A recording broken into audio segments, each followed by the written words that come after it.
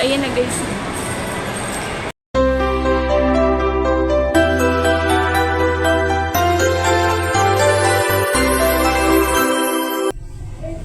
Hi guys! Kumusta na kayo dyan guys?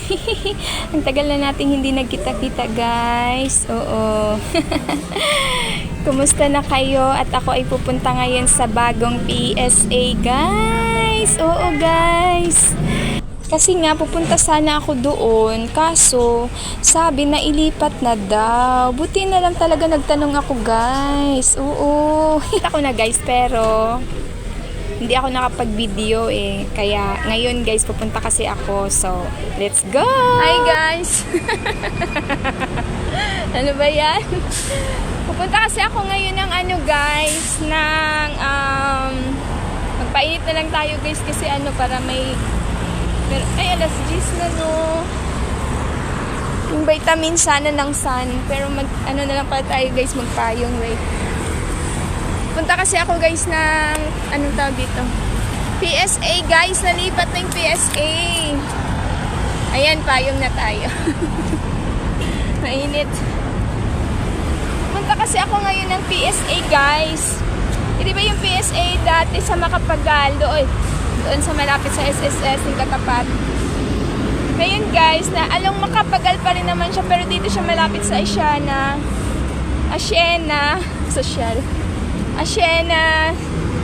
Street. So, mali yung nasakyan kong PTEX guys. Kasi dapat yung sasakyan mo ay PTEX. PITX. Ngayon, yung nasakyan kong PTEX bus. Didiretso pala siya dyan sa sa Tambo pala siya dumaan. Tapos dun sa may domestic road, yung sa may airport Terminal 4. Doon pala siya dumaan and then tawag dito, ang layo na lakarin. Hindi naman ganun kalayo, mga 5 to 10 minutes ng lakad.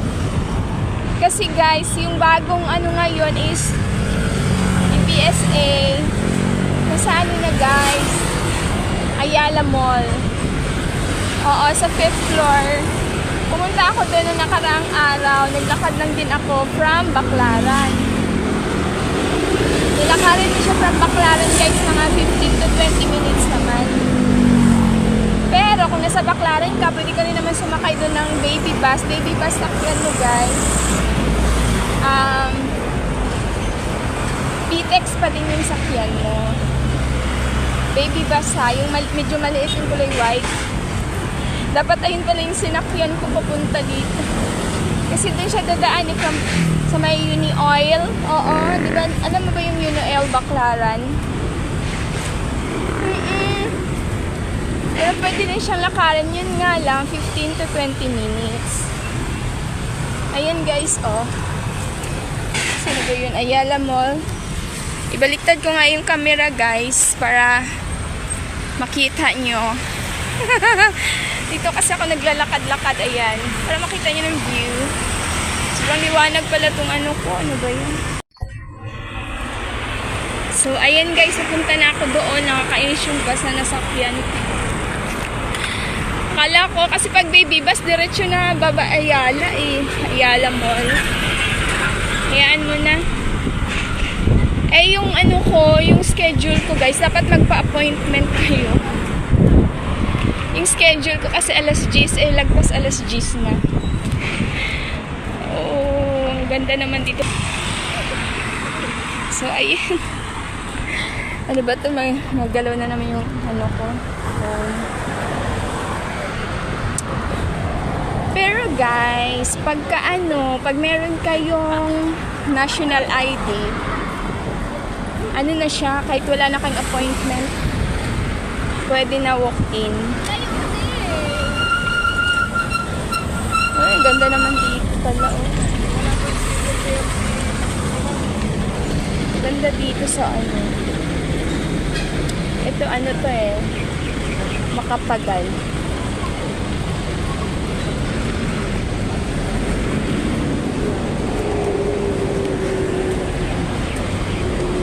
So, malapit na lang naman guys. Sa mga 3 to 5 minutes na lang yung lakad ko. Ayun guys, ay yung corporate Center.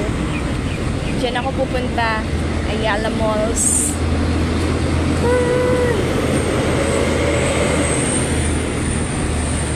Nakita nyo guys. Mga ano na 10-15 na yata. So, sabi, dapat 30 minutes before yung schedule nandun na. Kaso, akala ko nga saktong 10 ako makarating eh. Yun pala, ibang daanan yung pinuntahan namin. Ano ba yan? Naglakad pa tuloy ako. So, tingnan na lang natin kung makapasok tayo, guys. Diyan, guys, oh. Ayan. Basta, guys, pwede walk-in doon. Basta meron kang national ID. Pero pag wala ka pang national ID, yung slip lang yung hawak mo. Pwede mo siyang i-verify doon. Aray ko, wait. Pwede mo siyang i-verify doon. Oo, ipa-verify mo. Pag lumabas na yung parang may certificate na lalabas, pwede na rin gamitin. Pero yung sa akin kasi pagka-check ko nung nakaraang araw, hindi siya lumabas. Wala pa, not found pa. Pero nakita na yung mukha ko doon. Nakakatawang mukha. Tapos hindi pa lumabas yung certificate ko. So, ayun, hindi ako nakapasok. Kaya nagpa-appointment ako. February 28 yon. Nag-appointment ako ng February 29 ng gabi.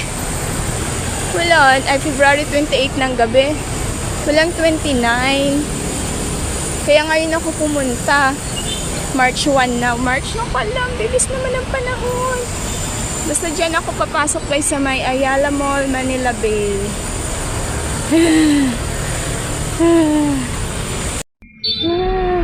Ay, di ba yan? Ikot ko pala ako dito.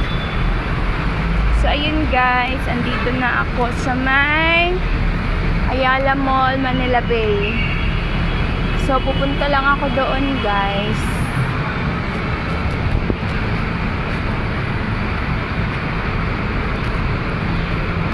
Doon. Malayo pang pasukan dito guys eh.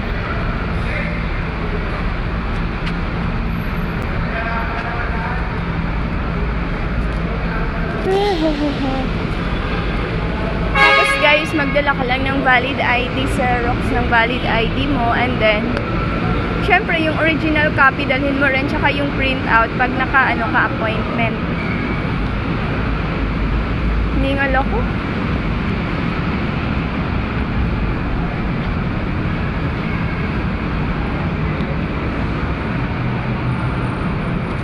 So papasok na tayo dito guys.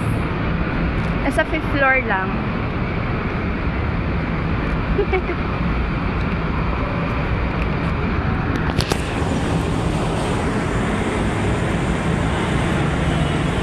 Bagal ko maglakad guys. Anong oras na? Mag-ano na 10:20 na.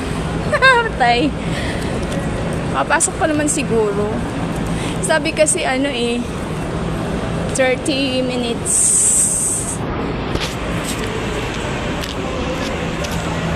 Ayan Philippine statistic na sa 5th floor. So ayan guys, Ayala. Pasok ako dyan guys. Pasok nyo guys ng entrance. Diyan. Dito kayo sa may left side.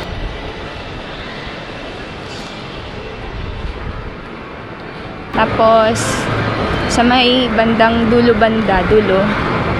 nandun yung escalator paakyat.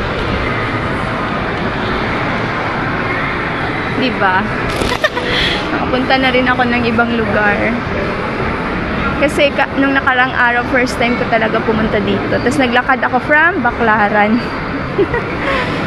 Oo. Maganda din pala doon kahit maglakad ka. Pero may nakaka-refresh naman siya ng nakaka-refresh ng mind. Kasi bagong bagong place. Ang lamig dito guys. So, akyat na ako dito. Basta guys, nasa 5th floor siya. Bago to eh, dito.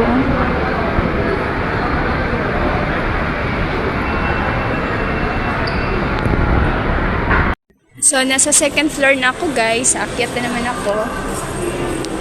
Here. Yan.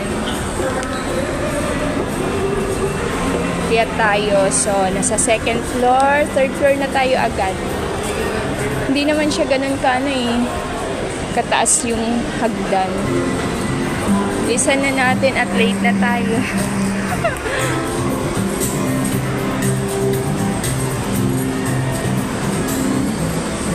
So, third floor na tayo. Yeah.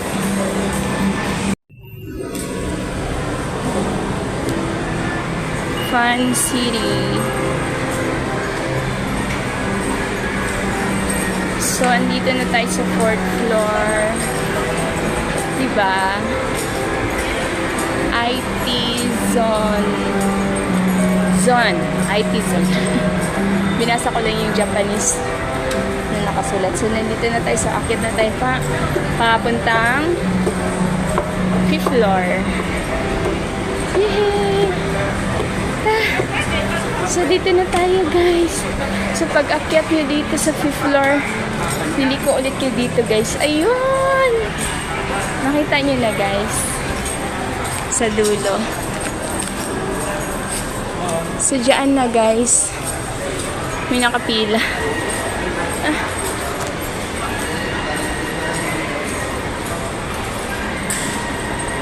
So, kung mag-verify kayo ng inyong national ID, doon sa dulo naman. So, ayan na, guys.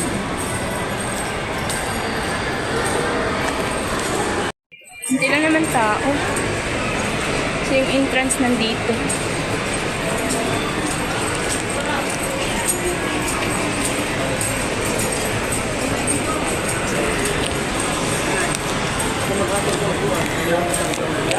Tapos pag nagpa-verify kayo ng national ID, doon guys sa dulo, yun o, yung may nakaupo. Diyan. Pa-verify mo yung national ID mo. Okay? Dahil naiwan yung ballpen ko guys, bibili daw ako dito. Sa likod lang to ng PSA guys. Bibili akong ballpen. Ano ba yan? Naiwan ballpen ko. Dito guys, sa may Xerox. So, ayun guys, tapos na ako dyan. Pero, magbablog ako kung paano yung process guys. So, natuwa naman ako. Sobrang lamig pa dyan guys, grabe. Hindi katulad sa kabila, diba? Tsaka, ang bilis lang. Abangan nyo guys yung vlog ko for processing guys ha. Thank you for watching. Bye!